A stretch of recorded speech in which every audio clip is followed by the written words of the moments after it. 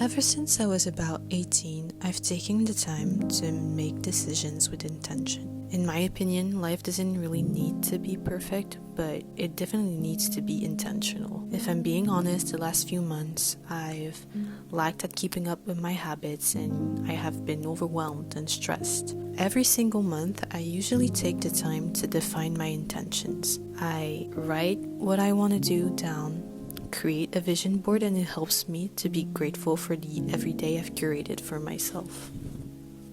Lately, I realized that what makes me feel intentional and authentic is fairly simple.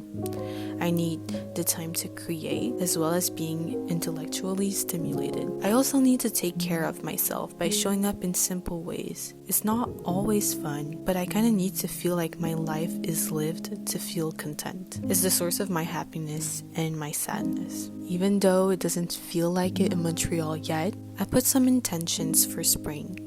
I also defined my intentions for April. April is a big month for me.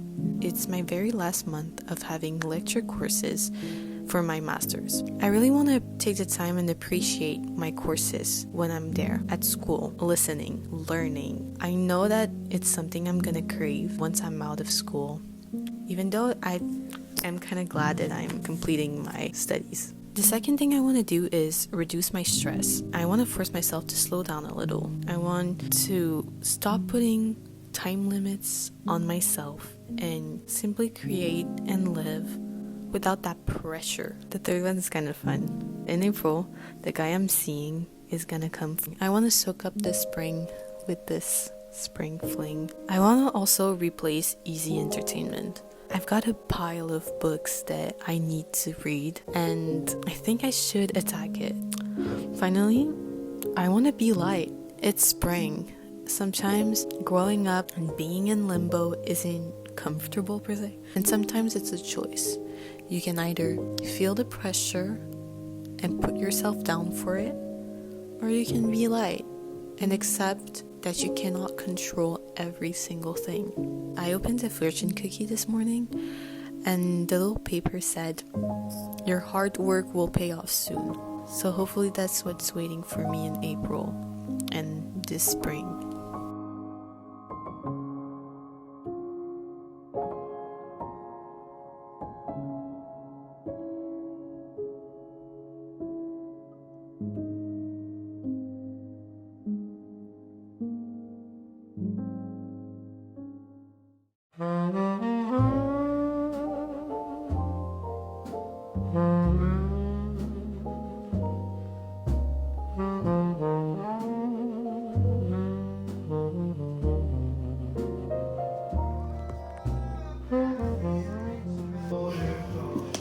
Here's my new rotation of books. I have Didion Babitz by Lily and Malik, and the Book of Laughter and Forgetting by Milan Kundera. I really want to start with this one, but I have only 2 weeks to read Didion and Babitz, so I might have to start with this one, but the Book of Laughter and Forgetting is calling my name a bit more. Just sitting back.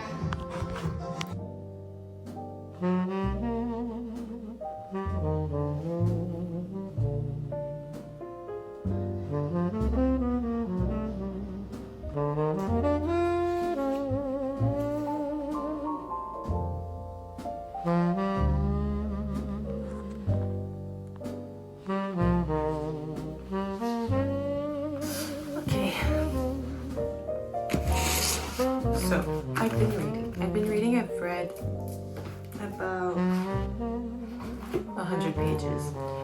I'm not sure if I'm going to be able to finish this in time since I have to give it back in about 4 days.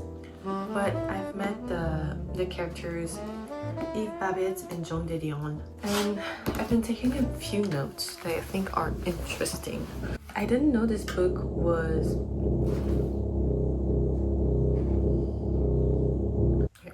I didn't know this book was like a documentary or a biography of those two. You know, I didn't know. Honestly, I kind of blindly started reading this book since I've heard a lot about it. But there's a few things that really interested me in the first like 6 chapters. While I was reading this book, the first thing that came to mind was, what is a muse? They're talking about muses, that Eve Babitz was a muse, and what really makes a muse.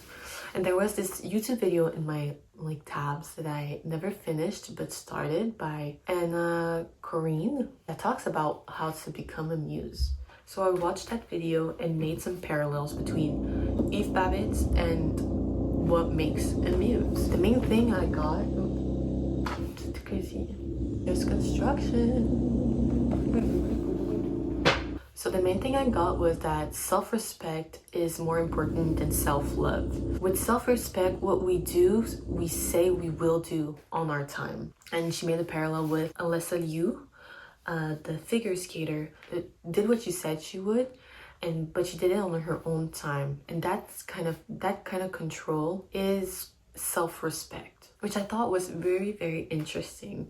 With my brand and everything, at the beginning of the year, I started to create and post a lot more content just to get on the algorithm. So I did what I said I would do, but it wasn't really on my own time. And it made me think about how to create on my own time and let creativity pass through me. And then we will see. I can take my time creating things that are intentional. Anna Corinne also said that it's creating what you're looking for and following your internal guidance system. Another thing I really am going to apply to my creative strategy for my brand and my, the way I express myself. So it's an act of self-respect, even though the misogyny of the world is thrown in your faces all the time. She mentioned it that a lot of the times in creative careers, women are put down and their art is not considered as thought out or intellectual as men's art. If I'm remembering correctly, she was saying that when we feel guilt for not being productive, it's kind of internalized misogyny because women are expected way more than men.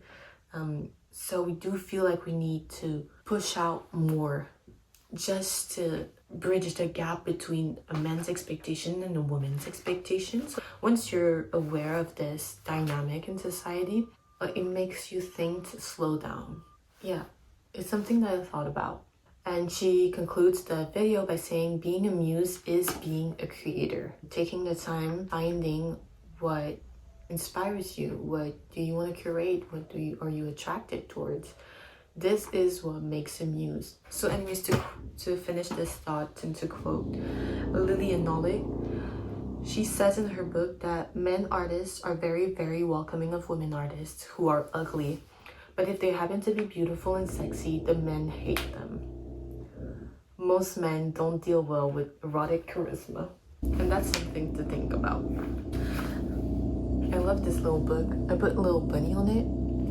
And when I read a new book and I want to annotate it, because I always rank my books, I'm gonna do it in this little notebook instead of directly in the books themselves.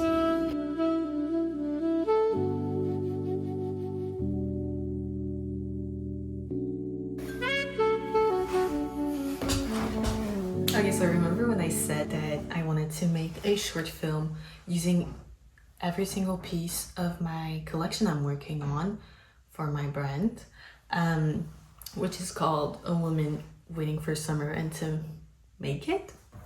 Yeah, it took me 2 weeks to create the whole scene, since I kind of had to do my finals. Honestly, the last week or so I've been working on how many pages I wrote? Maybe 24-page essay. It's really interesting, honestly. It's maybe gonna be my thesis for my memoir. But yeah, it's about how, I don't know if it's interesting or not, but just a quick reminder, I study museum studies. It's how facing climate change, we need to decrease collections in museums because reserves take a lot of resources. They use up more energy than hospitals. And how will this decrease of collections, how will it affect the representation of minorities, their stories? That's what I'm working on. And I actually finished, which is, I know it's not my best best work. But yeah, this, and I also worked on a essay about how museums work under war situations. Now that both of those are done, I think creating a scene, it won't take 2 weeks, obviously, but it took me 2 weeks for this one. The piece, I actually created it, I think, end of February. It's the Esoteric mini skirt.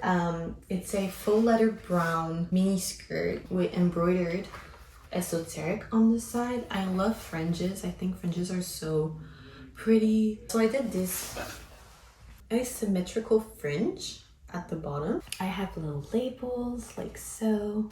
If you want to see more, I kept updated for scenes or what I create, I'm gonna put my Instagram label here for my brand. I don't have a personal Instagram, mostly I work through that. Yeah, it's as you wish. I'm not forcing anyone, but it's pretty fun. With this skirt, I really wanted a matching accessory. I did create 2 of these little lighter cases, same fringe, same full leather material, and I really liked them. One of my sister's friends, well, my friend as well, that I went to school with, is leaving Montreal. She studied here and she's going back to France, and she really liked the lighters, so I thought about creating one for her, or since I have 2 of those, I could give her one as a parting gift, as a goodbye gift from Montreal. So for the creation of the scene, I usually start with a storyline, and as I said in the last video, the storyline is about, you know, a woman that's trying to just understand what's going on and how to make it. The first scene isn't really thought out. The second scene, I really wanted to be more thought out. So I have this notion with my universe on it, and I have my brand and I have school. So when I click on it, my short film scenes are all here. And when you open the scene number 2, Don't Let Your Fakes Rot, that's the name of the scene, I created a sort of shot list and synopsis and everything I wanted to say. Then afterwards, I have a few inspiration, what I'm working on for the caption for Instagram. And I've started to do little posters for each one's of the scene. So this one's the poster for this scene. I use them as covers for Instagram, but this is like the main poster of the short film. And for the first scene, I had this one made. So they're similar, but a bit different. So I like to be prepared when it comes to a shoot day. Sometimes I have decision paralysis, so I don't really know what I want to do, but being prepared beforehand helps me have a certain structure and guidance to the day and what we're supposed to do, and it makes us super efficient, which I really like. So yeah, we shot that. Oups, j'ai pas vu ça, le petit bouton d'enregistrement. Bonjour. Fais juste comme marcher, tourne. Ah, tourne pas!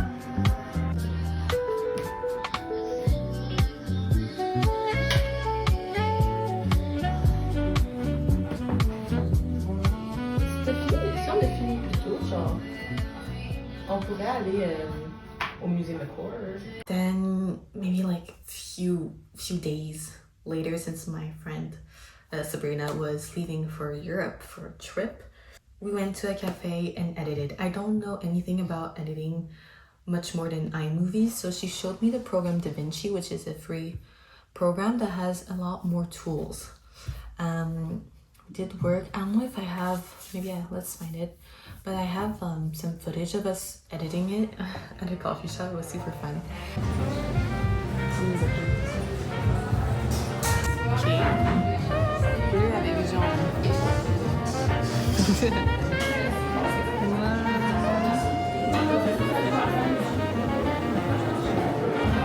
Ah, c'est pas super! C'est pas super. C'est pas super.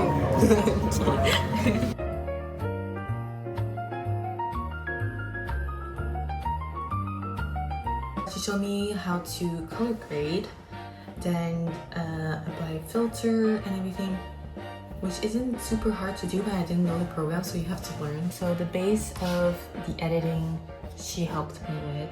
but then afterwards all of the graphics over it, the sounds, the music, I did all by myself. It wasn't that hard, honestly. So I can show you the final scene. There you go.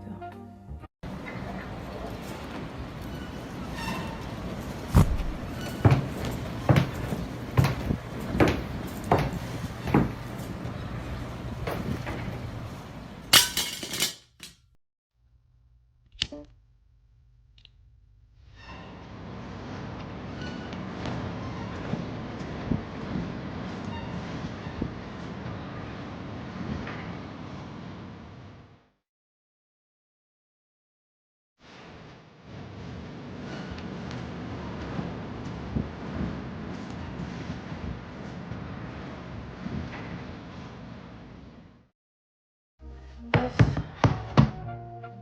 by any chance it's copyrighted for the sound, for the music, you can go see it on my Instagram. So that was the scene number 2. Don't let your figs rot with the esoteric skirt and lighter case. And the next one I'm gonna do is, I have an idea. It's gonna be called the mundane spiral bra. I still have yet to create it, but I'll probably get on with it since I've basically finished school now. I have so much time, and my internship for school, since I have an internship, is only starting in May, so I have a few weeks. Yeah, probably I'll start the confection of the bra really soon, and I'll catch you guys then.